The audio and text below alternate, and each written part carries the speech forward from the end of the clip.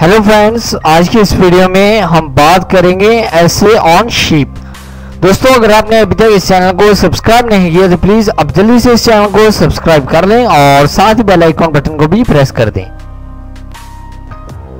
Female sheep are called ewes, male sheep are called rams, young sheep are called dovels. The sheep are very useful animal. It has 4 legs. The most important product we get from sheep is meat. Sheep's milk contains more protein.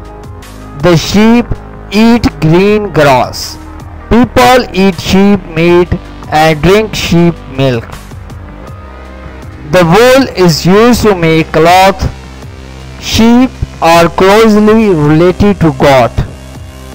There are over 1 billion sheep in the world.